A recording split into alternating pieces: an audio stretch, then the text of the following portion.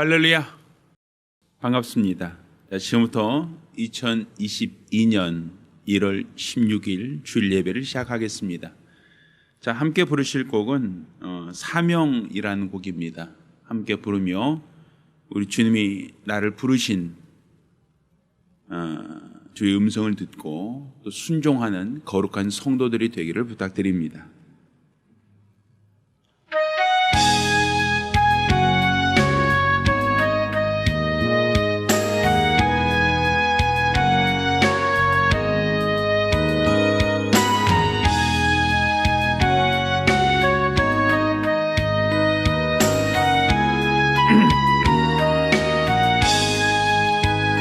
주님이 홀로 가신 그 길 나도 따라가오.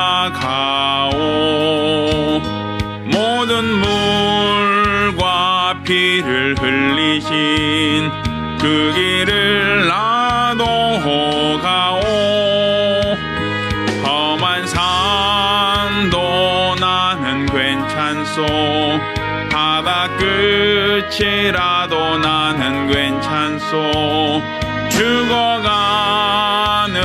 저들을 위해 나를 버리길 바라오. 아버지 나를 보내주오. 나는 달려가겠소. 목숨도 아끼지 않겠소. 나를 보내주오. 한 번 더 합니다. 주님이 홀로 가신 그 길 나도 따라가오. 모든 물과 피를 흘리신 그 길을 나도 가오. 험한 산도 나는 괜찮소. 바다 끝이라도 나는 괜찮소. 죽어가는 저들을 위해 나를 버리길 바라오. 아버지 나를 보내주오. 나는 달려가겠소. 목숨도 아끼지 않겠소. 나를 보내주오.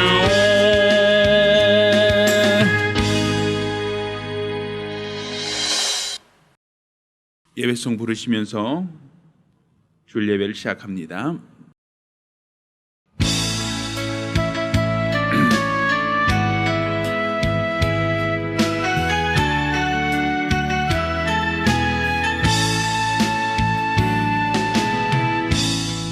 하늘의 문을 여소서. 이곳을 주목하소서. 주를 향한 노래가 꺼지지 않으니 하늘을 열고 보소서. 이곳에 임재하소서. 주님을 기다립니다. 기도의 향기가 하늘에 닿으니 주여 임재하여 주소서. 이곳에 오셔서 이곳에 앉으소서. 이곳에서 누리는 예배를 받으소서. 주님의 이름만이 오직 주의 이름만 이곳에 있습니다. 이곳에 오셔서 이곳에 앉으소서. 이곳에서 누리는 예배를 받으소서. 주님의 이름만이 오직 주의 이름만 이곳에 있습니다.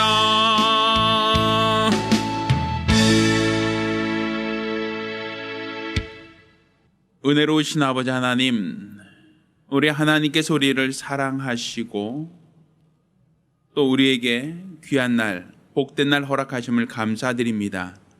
오늘 우리가 드리는 이 예배를 받아주시고 하나님의 흠양하시는 귀하고 복된 예배가 될 수 있도록 도와주시옵소서. 신령과 진정으로 드리는 예배 가운데 하나님의 임재와 역사가 있도록 도와주시옵소서. 살아계신 우리 주 예수 그리스도의 이름으로 기원합니다. 아멘. 찬송 465장 찬송합니다.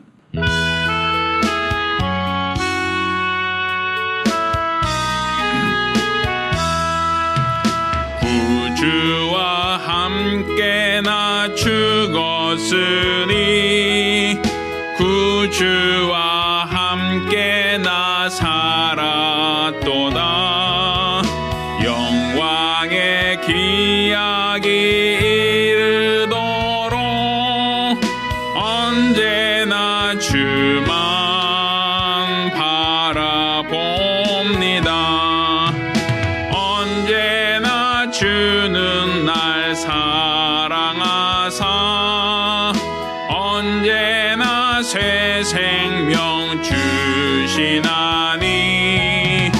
영광의 기약이 이르도록 언제나 주만 바라봅니다. 맘속에 시험을 받을 때와 무거운 근심이 있을 때에 주께서 그때도 같이 하사 언제나 나를 도와주시네.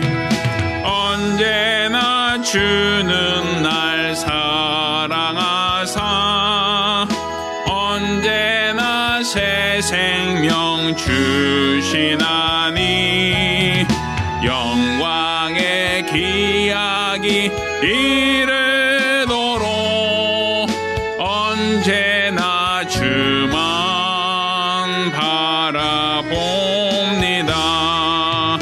뼈 아픈 눈물을 흘릴 때와 쓰라린 마음으로 탄식할 때 주께서 그때도 같이 하사 언제나 나를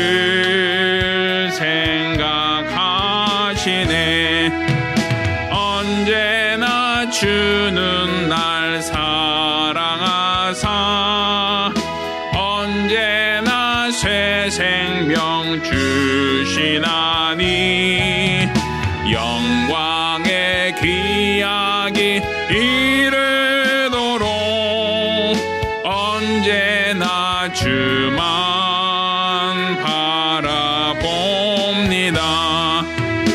내 몸의 약함을 아시는 주 못 고칠 질병이 아주 없네. 괴로운 날이나 기쁨 때나 언제나 나와 함께 계시네.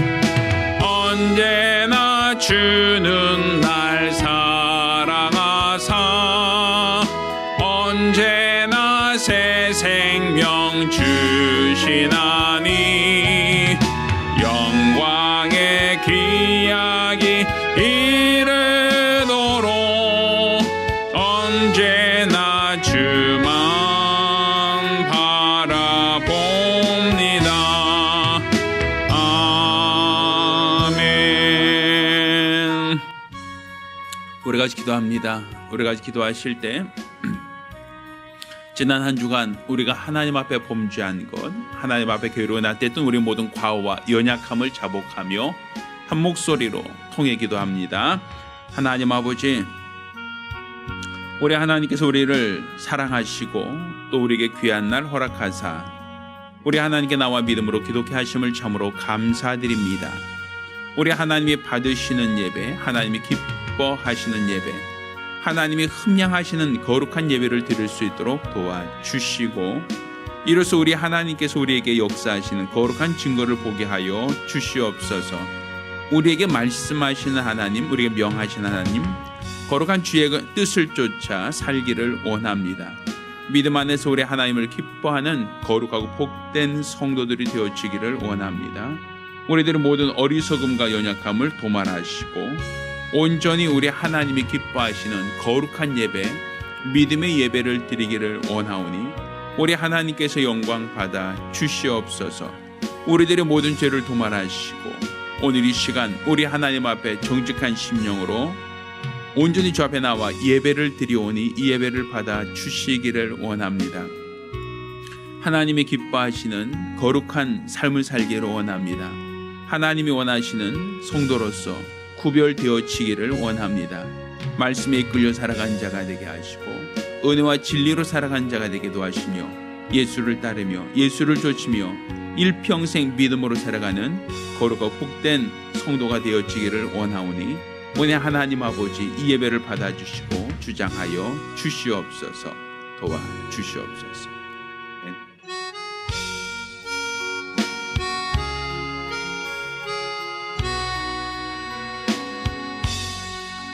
모든 영광을 하나님께,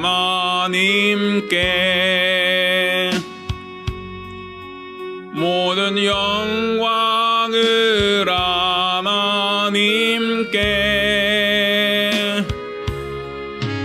온 마음과 뜻 다해 주사모합니다. 모든 영광을 하나님께. 하나님 찬양 받으소서. 하나님 찬양 받으소서.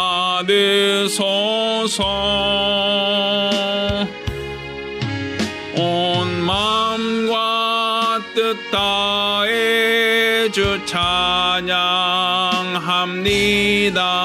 하나님 찬양 받으소서.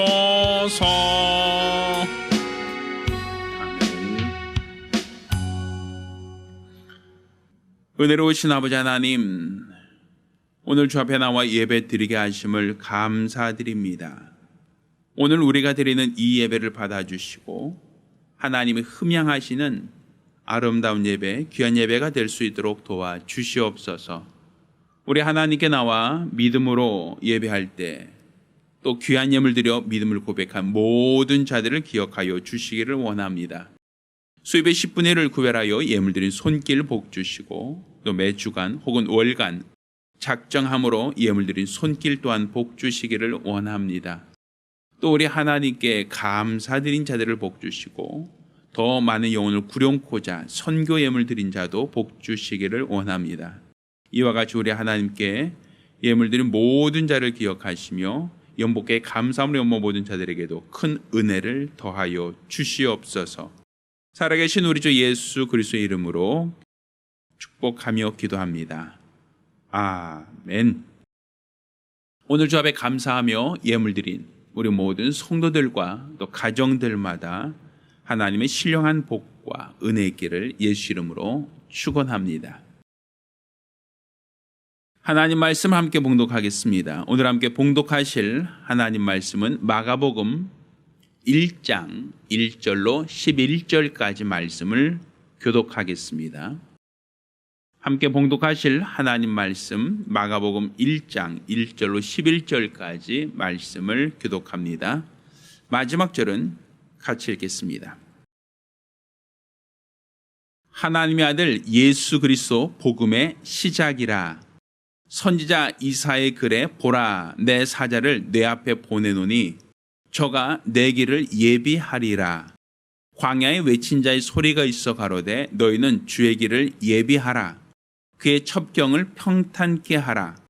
기록된 것 같이 침례 요한이 이르러 광야에서 죄사함을 받게 하는 회개의 침례를 전파하니 온 유대 지방과 예루살렘 사람이 다 나와 자기 죄를 자복하고 요단강에서 그에게 침례를 받더라. 요한은 약대털을 입고 허리에 가죽띠를 띠고 메뚜기와 석청을 먹더라. 그가 전파하여 가로되 나보다 능력 많으시니가 내 뒤에 오시나니 나는 굽혀 그의 신들매 풀기도 감당치 못하겠노라. 나는 너에게 물로 침례를 주었거니와 그는 성령으로 너에게 침례를 주시리라. 그때에 예수께서 갈릴리 나사렛으로부터 와서 요단강에서 요한에게 침례를 받으시고 곧 물에서 올라오실새 하늘이 갈라짐과 성령이 비둘같이 자기에 내려오심을 보시더니 하늘로서 소리가 나기를 너는 내 사랑하는 아들이라 내가 너를 기뻐하노라 하시니라. 아멘. 자, 오늘은 먼저 침례를 받으라 라는 제목으로 하나님 말씀을 함께 나누겠습니다. 예수는 그리스도시요 살아계신 하나님의 아들입니다. 예수님께서 제자에게 사람들은 나를 누구라 하느냐 하고 물으셨습니다. 제자들이 예수께 대하여 엘리야라고 합니다. 에레미야라고도 합니다. 또 많은 선지자 중에 하나라고도 얘기합니다. 라고 답변을 하죠. 그때 예수님께서 그 제자들에게 또 다시 묻습니다. 자, 너희는 나를 누구라 하느냐? 그때 베드로가 주는 그리스도시요 살아계신 하나님의 아들이십니다. 라고 마태복음 16장 16절 고백하죠. 그때 예수님께서 베드로에게 이것을 알게 한 것은 하나님 아버지시다라고 하고 그에게 천국 열쇠를 약속하셨습니다. 곧 예수는 그리스도시요 살아계신 하나님의 아들로 세상에 오셨습니다. 이것을 아는 것, 이것을 인정한 것, 이것을 믿는 것이 바로 우리의 믿음입니다. 자, 여기서 주는 그리스도시요라고 할 때 이 그리스도가 무엇인가? 이 그리스도라고 하는 것은 기름 부음 받은 자라는 의미입니다. 곧 그리스도라고 하는 것은 하나님으로부터 인침을 받고 하나님으로부터 직임을 위임받은 자라고 말할 수 있는 겁니다. 그러니까 그리스도라고 하는 것은 그냥 이름이 아닙니다. 많은 사람들이 예수 그리스도라고 하니까 예수는 성, 그리스도는 이름인가? 라고 생각하지만 아니란 말입니다. 이 그리스도라고 하는 것은 결국 직분을 말하는 겁니다. 구약에서는 하나님이 기름 부어 세우신 자들이 몇 있습니다. 그 중에 하나가 왕이고 또 그 중에 하나가 제사장이고 또 그 중에 하나가 선지자입니다. 하나님께서 당신이 사람을 쓰시고자 하실 때 하나님은 그에게 기름을 부어 그에게 지금하시고 그에게 사역을 맡기셨던 것을 우리가 기억을 합니다. 따라서 예수가 그리스도가 되셨다. 또 예수는 그리스도시다라고 하는 이 고백은 예수는 바로 하나님으로부터 직분을 맡으셨다. 하나님으로부터 기름 부음 받으셨다라는 의미가 되는 겁니다. 그러면 예수 그리스도가 직분, 곧 직임을 받으셨다라고 할 때 누구로부터 언제 직분을 받으셨느냐라는 거예요. 그가 나사렛에서 사실 때 몫으로 사시는 그 과정 속에서 하나님이 그를 기름 부어서 그를 사용하셨는가 하면 그렇지 않습니다. 예수님께서 나사렛 사람으로서 성장하셔서 30세가 될 때까지 그는 몫으로서 아버지 요셉과 같은 그냥 하나의 건축업을 하는 어떤 노동을 하는 그러한 직업을 갖고 있었습니다. 그렇지만 예수님께서 이제 30세가 되어서 이제 공생애를 시작하시려고 하실 때 그는 먼저 광야로 침례 요한을 찾아갑니다. 그리고 침례 요한으로부터 예수님이 침례를 받으심으로 공생애가 시작되었다라고 성경은 말씀하고 있습니다. 그러면 침례 요한에게 가서 침례를 받았다라고 하는 그 행위, 그것이 왜 공생의 시작이 되는가? 그것은 이 침례라고 하는 것이 단순히 어떠한 물을 통과했다, 물속에 잠겼다가 나왔다라는 어떠한 의식, 기독교에서 말하는 여러 의식들 중에 하나의 의식으로서의 의미만 있는 게 아니라 바로 이 침례라는 것이 바로 하나님으로부터 직분을 위임받는, 하나님으로부터 인침을 받는 그러한 기름 부음 받는 그리스도가 되시는 시작이기 때문입니다. 자, 그러면 예수 그리스도께서 침례를 받으셨다는 것, 그것이 왜 중요하고 왜 이것이 첫 출발, 첫 시작, 공생의 시작이라고 말을 하는가? 자, 이것은 가장 먼저 우리가 주목할 것은 예수님의 공생애, 예수님의 전 생애를 이 침례를 받는 사역을 통하여 하나님은 예정하신, 하나님이 목적하신 그 뜻을 그 안에 내포하고 있다는 겁니다. 마치 우리가 어떤 집을 건축하기 전에 설계도를 먼저 그리죠.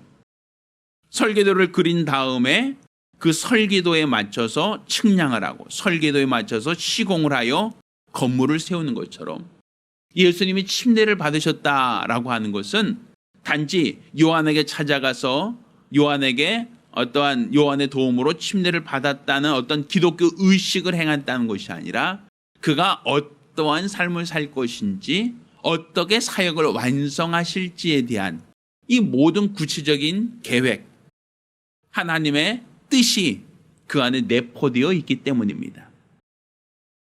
자, 그러면 이 예수님께서 요한에게 침례를 받았다라고 하는 것이 왜 중요하고 왜 예수님은 침례를 받음으로써 공생애를 시작하셨는가?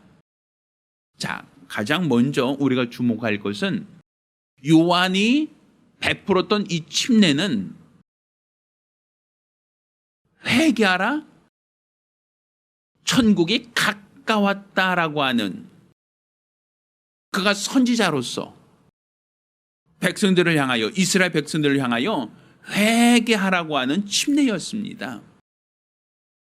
그들의 죄를 자복하고 그들이 하나님 앞에 성결해야 된다라고 하는 그런 목적의 침례였습니다.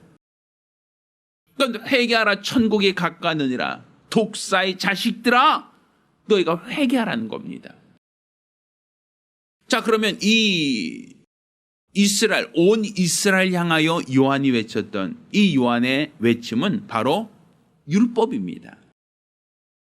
자, 율법의 기능, 율법의 역할이 무엇입니까? 곧 하나님은 말씀을 주사 그 말씀에 순종한 것을 의로 삼으셨죠. 반대로 하나님의 그 말씀을 거역하고 그 말씀에 불순종한 것을 불의하다라고 하셨단 말입니다. 그러면 온 이스라엘 향하여 회개하라라고 하는 것은 바로 율법으로, 하나님의 말씀으로 그들을 진단하였을 때 그들이 여전히 죄가 있다라고 하는 겁니다.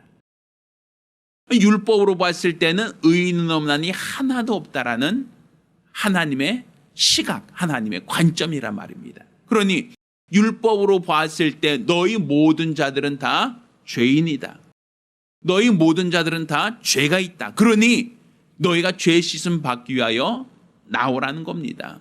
너희가 죄로부터 벗어나기 위하여 성결에 참여하라는 겁니다. 그것이 바로 요한의 침례입니다.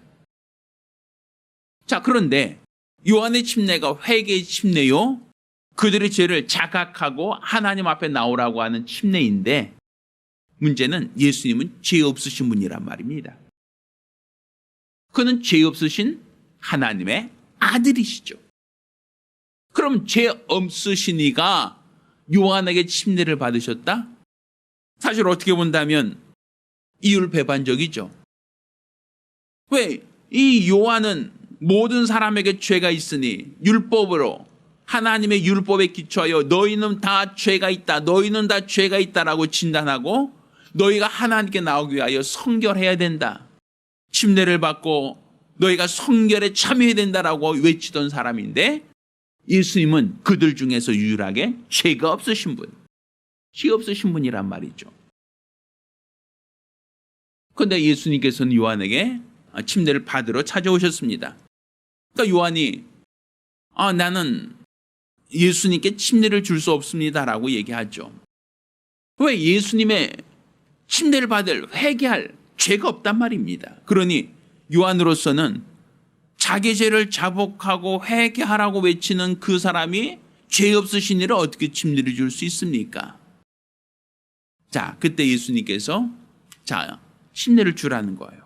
침례를 받으시겠다는 겁니다. 이렇게 하여 하나님의 의를 이루는 것이 옳으니라 라고 말씀하시죠. 그러니까 예수님이 받으신 침례는 다른 사람들처럼 그들의 죄를 자복하고 그들이 회개하기 위한, 성결케 되기 위한 침례가 아니라 하나님의 의를 이루시는 침례였습니다. 그렇다면 이 요한의 침례, 왜 예수님은 굳이 요한에게 가서 침례를 받으셨느냐라는 거예요. 자, 우리 요한의 침례라고 하는 것을 우리가 좀 주목해 볼 때, 이 요한이라고 하는 사람은 누구인가라고 하면, 성경 말씀 잠깐 찾아보겠습니다. 마태복음 11장 12절 13절 말씀을 찾겠습니다. 자, 제가 대신 읽겠습니다. 마태복음 11장 12절 13절.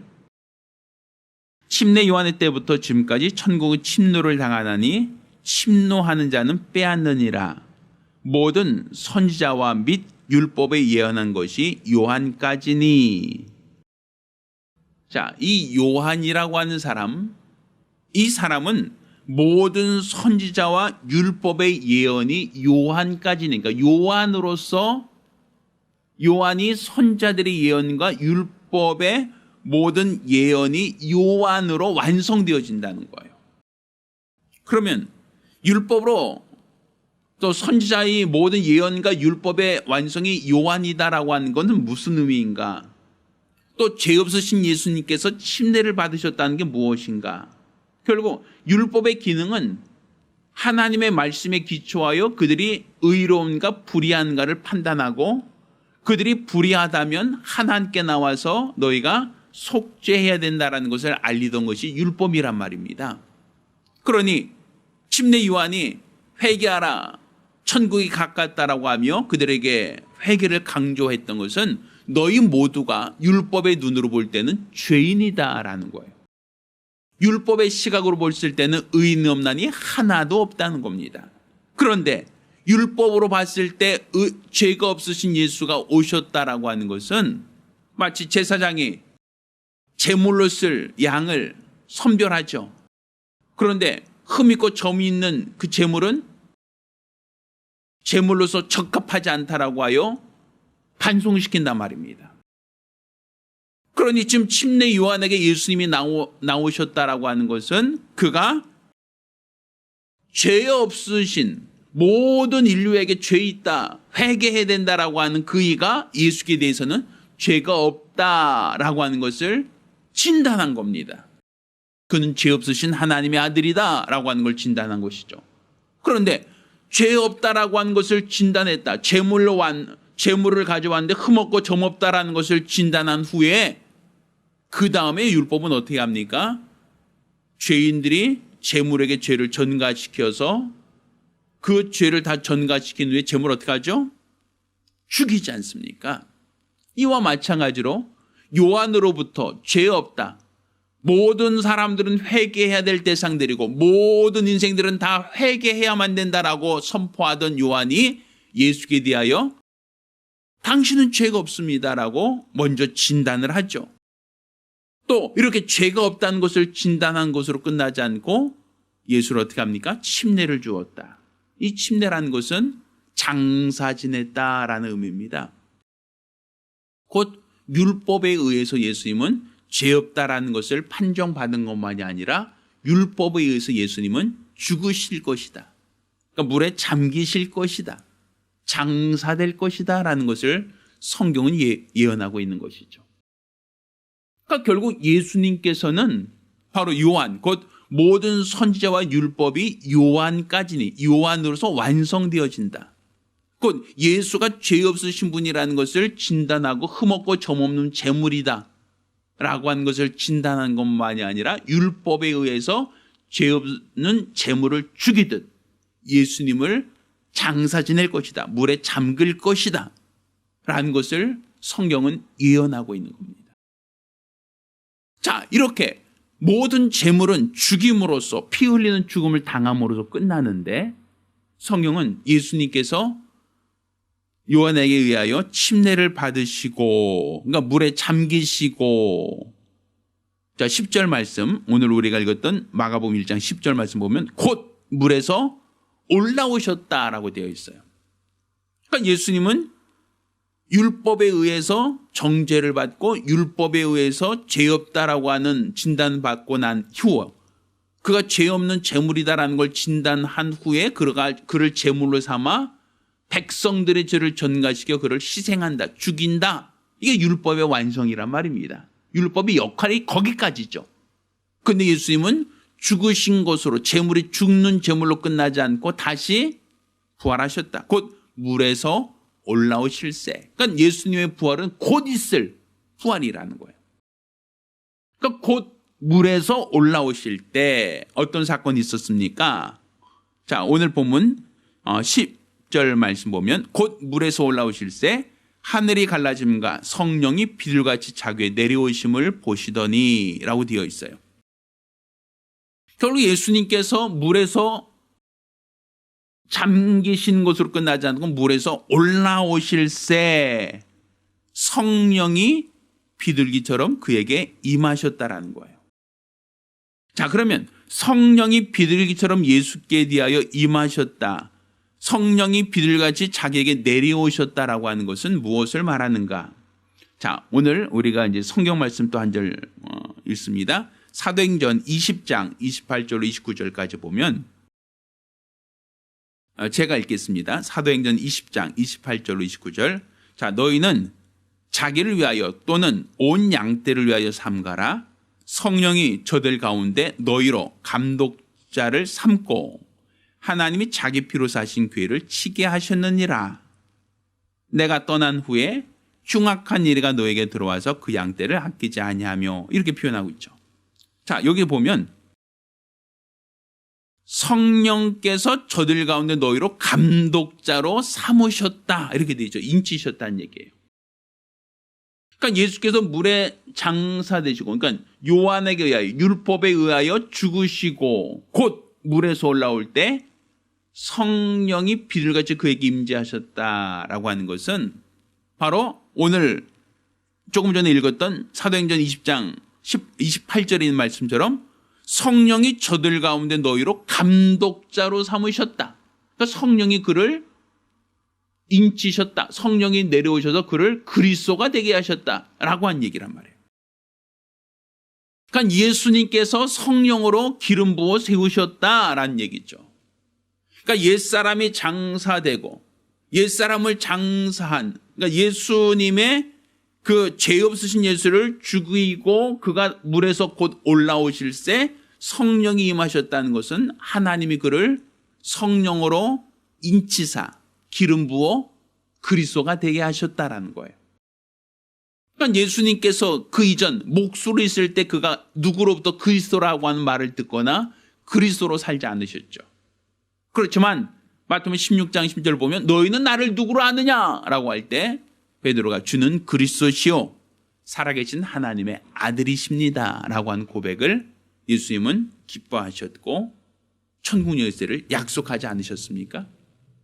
자, 이렇게 그리스도가 되셨다, 예수님께서 그리스도로 인치셨다라는 것은 그가 물에서 올라오실 때 성령이 임하심으로 하나님으로부터 인침받은 직분자 그리스도가 되셨다라고 하는 얘기입니다.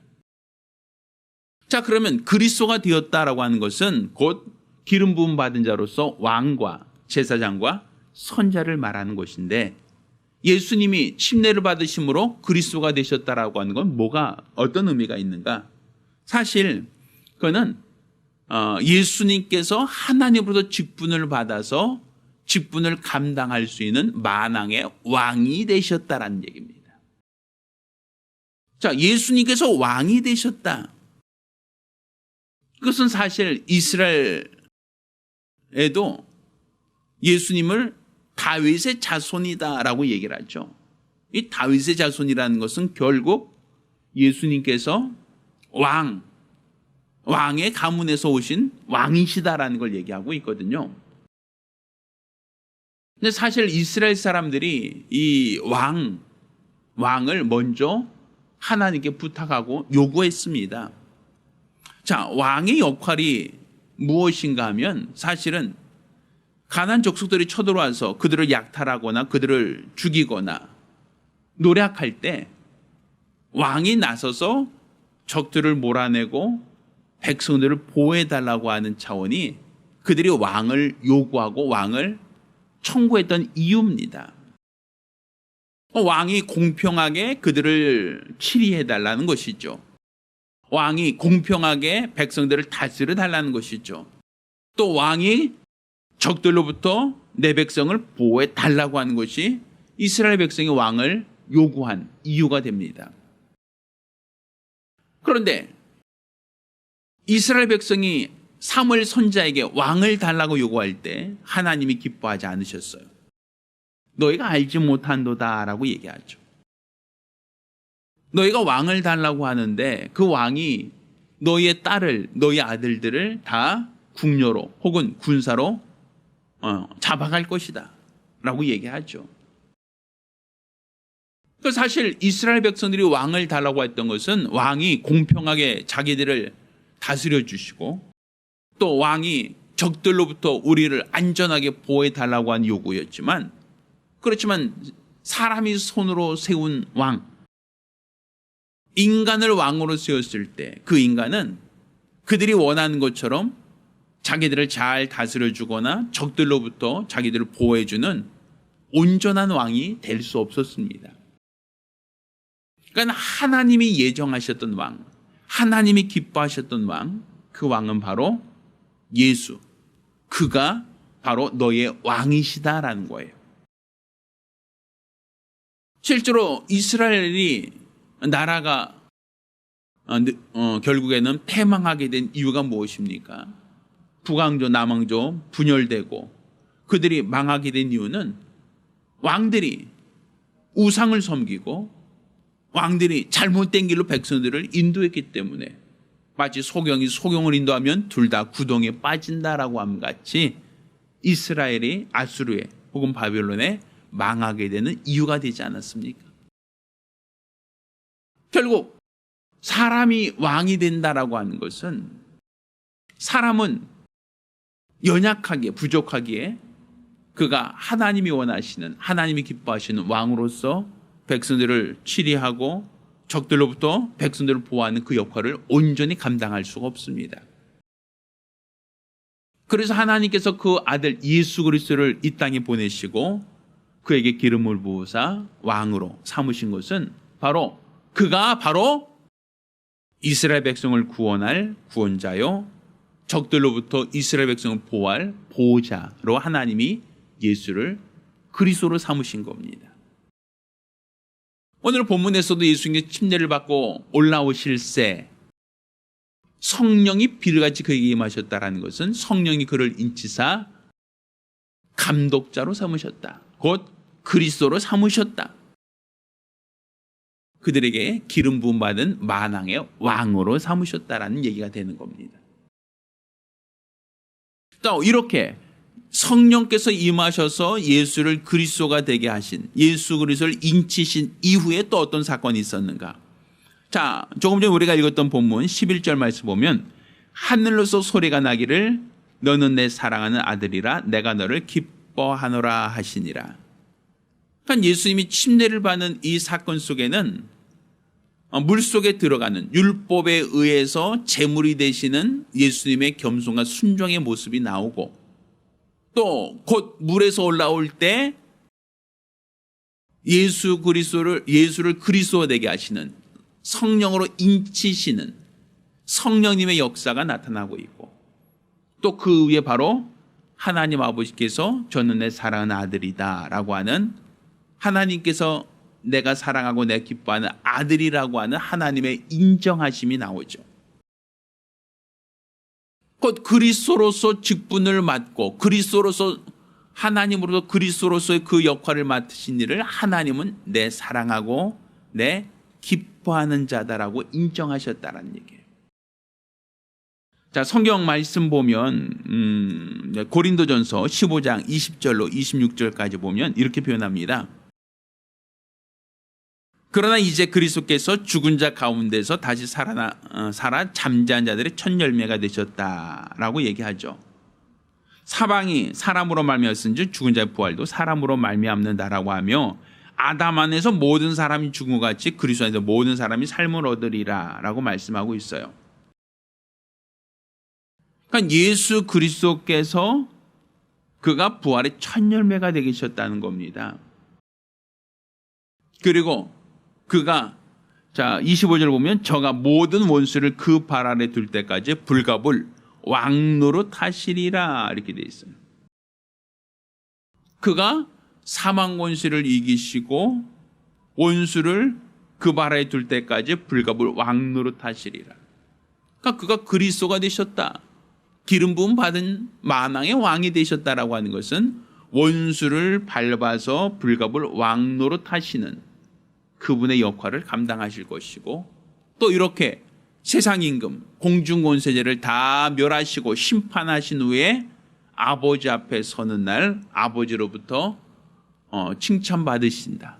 또 아버지께서 그 아들을 하늘 보좌를 상속하셔서 세세 영원토록 왕노로 탈 것이다라고 하는 것을 얘기하고 있단 말입니다. 마치 전쟁터에서 나가서 적과 싸워 이기고 승전하고 돌아오는 개선 장군에게 왕이 그를 칭찬하고 그에게 상과 그에게 모든 것을 허락해 주시는 것처럼, 예수님께서 기름 부음 받으사 그가 그리스도로서 만왕의 왕이 되시고, 또 이렇게 여자의 손으로서 왕 되신 이가 뱀의 머리를 상하게 할 것이다, 세상 임금을 상하게 할 것이다, 그를 멸하실 것이다라는 것을 성경 말하고 있습니다. 이렇게 멸하신 자를 예수님께서 하늘에 오르실 때 하나님께서 저는 내 사랑하는 아들이요 내 기뻐한 자가 되리라, 결국 예수님은 승리자가 될 것이다라는 약속이 예수님이 침례하는 다 내재되어 있는 겁니다. 자, 그렇다면 우리는 예수님께서 나를 따라오라고 말씀하셨거든요. 나를 따라오라. 또 우리에게 예수님이 따라오라 하시며 물과 성령으로 우리에게 침례를 받으라 하고 말씀하셨어요. 너희들 가서 모든 족속을 제자로 삼고 아버지 아들과 성령의 이름으로 침례를 주라 하시죠. 그럼 예수님만 침례를 받는 것이 아니라 우리에게도 침례를 받으라고 말씀하고 있단 말입니다. 우리에게도 침례를 받으라. 그러니까 예수님이 침례를 받고 앞서가신 것처럼 너희도 침례를 받아라 라고 하는 것은 너희가 죄인인 것을 자복하고 옛사람을 장사 지내라는 거예요. 너희 옛사람을 장사 지내고 이제 내가 그리스도와 연합한 자가 되어 새 사람을 입으라는 거죠. 그러니까 우리가 옛사람이 장사되어 물속에 들어갈 때는 옛사람이 죽는 겁니다. 완전한 죽음을 말하는 겁니다. 머리에 물을 잠깐 뿌리는 신체 일부를 약간 적시는 것이 아니라 완전히 물속에 들어가 죽는 것을 참여하는 겁니다. 내 과거 옛사람이 완전히 장사되고 내 옛사람이 완전히 죽으면 그가 물에서 올라올 때 성령으로 인침받는다. 성령이 나를 하나님의 사람으로 예수의 증인으로 우리를 사명자로 삼으신다라는 거예요. 그러니까 성령이 임하실 때 제자들에게 방언을 말하기 시작했다라고 하지 않습니까? 이 방언이라는 것은 다른 언어, 곧 내 혀를 사용하신다는 거예요.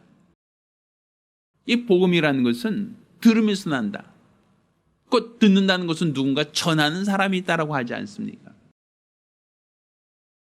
그러니 우리가 침례를 받고 성령으로 인침받았으면 내 입술을 내가 사용하겠다라고 하여 그를 전도자로 예수의 증인으로 삼겠다, 사용하시겠다. 내가 너를 기름 부어 내가 너를 사용하겠다는 하나님의 약속이란 말입니다. 그러니 우리가 옛사람이 장사된 침례를 받았으면 이제는 성도로서 공생애를 사는 겁니다. 예수님의 제자로서 공생애를 살아야 됩니다. 예수를 전하는 증인으로서 공생애를 살려고 해야 됩니다. 그것이 바로 우리 주님이 원하신 삶이고 우리 주님이 기뻐하시는 그리스도인입니다. 예수님께서 제자들에게 너희가 가면서 소경의 눈을 뜨고 안진뱅이를 일으키고 죽은 자를 살려라 하고 말씀하지 않습니까? 두보롯이나 지팡이나 신발을 가지지 않고 너희가 가면서 어느 집에 가든지 평안하게를 빌면 그 집이 평안히 임할 것이다라고 하지 않습니까? 우리가 지금 그리스도 예수를 따르는 예수의 증인이 되셔야 됩니다. 우리가 지금 예수를 따라서 침례를 받고 옛사람이 장사되었으면 이제는 더 이상 과거의 옛사람, 정욕의 사람으로 사는 것이 아니라 그리스도와 함께 연합한 새로운 피조물로 살아야 된단 말입니다. 근데 실상 어떻습니까? 우리가 예전에 침례를 받은 경험은 있을 거예요. 침례를 받고 나서 과연 우리가 새롭게 변화된 그리스도인으로 살고 있느냐라는 거예요. 내가 옛사람이 장사되어지고 이제 그리스도와 연합한 새 사람으로 살아야 할 터인데 과연 나는 그리스도인으로 살고 있느냐는 거예요.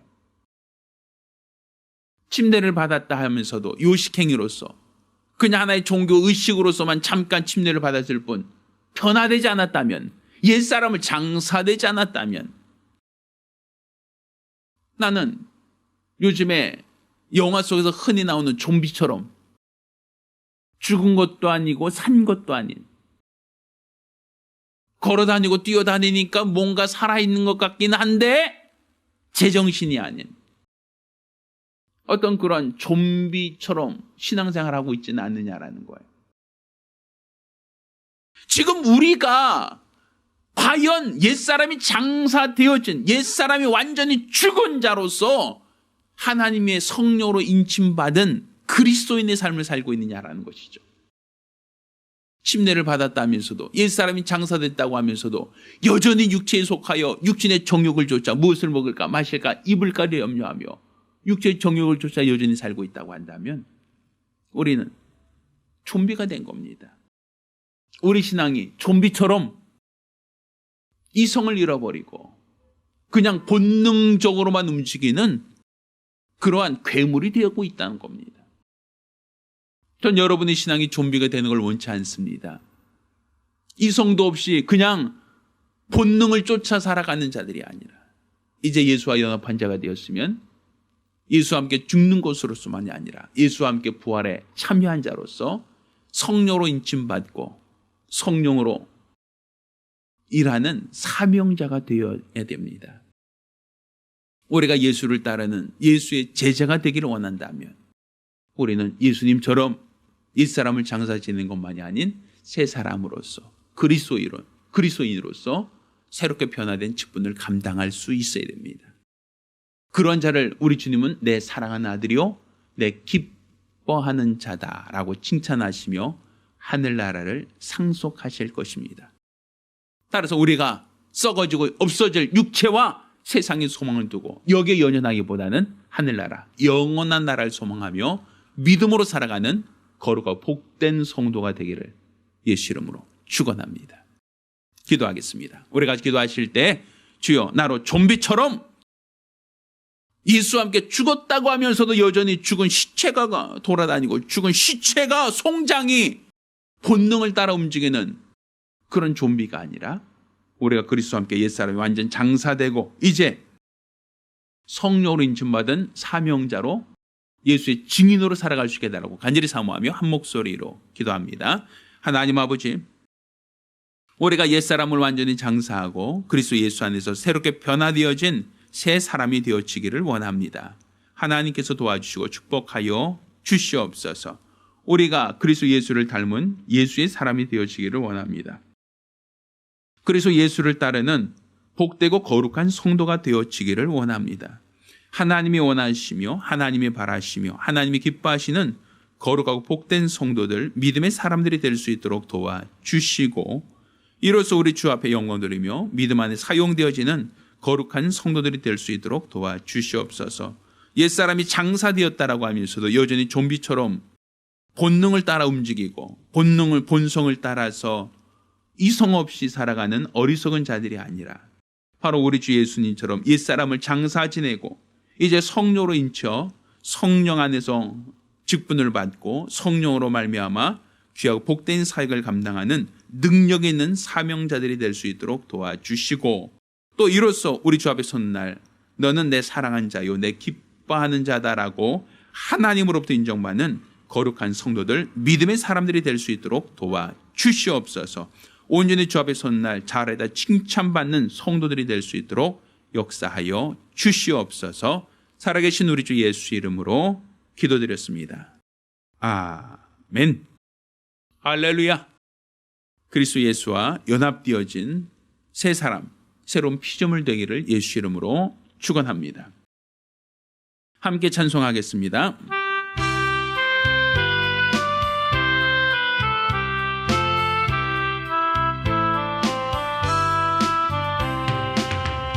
예수가 거느리시니 즐겁고 평안하구나. 주야의 자고 깨는 것 예수가 거느리시네. 주 날 항상 돌보시고 날 친히 거느리시네. 주 날 항상 돌보시고 날 친히 거느리. 다 일어나서 합니다. 때때로 괴로움 당하면 때때로 기쁨 누리네. 풍파 중에 거느리고 평안할 때 거느리네. 주 날 항상 돌보시고 날 친히 거느리시네. 주 날 항상 돌보시고 날 친히 거느리시네. 내 주의 손을 붙잡고 천국에 올라가겠네. 괴로우나 즐거우나 예수가 거느리시네. 주 날 항상 돌보시고 날 친히 거느리시네. 주 날 항상 돌보시고 날 친히 거느리시네. 이 세상 이별할 때에 지옥의 권세 이기네. 천국에 있을 때에도 예수가 거느리시네. 주 날 항상 돌보시고 날 친히 거느리시네. 주 날 항상 돌보시고 날 친히 거느리시네.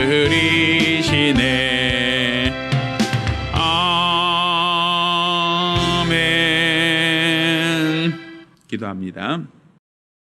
이제는 우리 주 예수 그리스도와 아버지 하나님의 극진하신 사랑과 보혜사 성령님의 교통하셔 역사하심이 오늘 이와 같이 성령으로 인침받고 새 사람 되어 이제 주를 위해 살기로 결심한 우리 모든 성도들과 가정들 위해 이제로부터 영까지 함께 있을지어다. 아멘.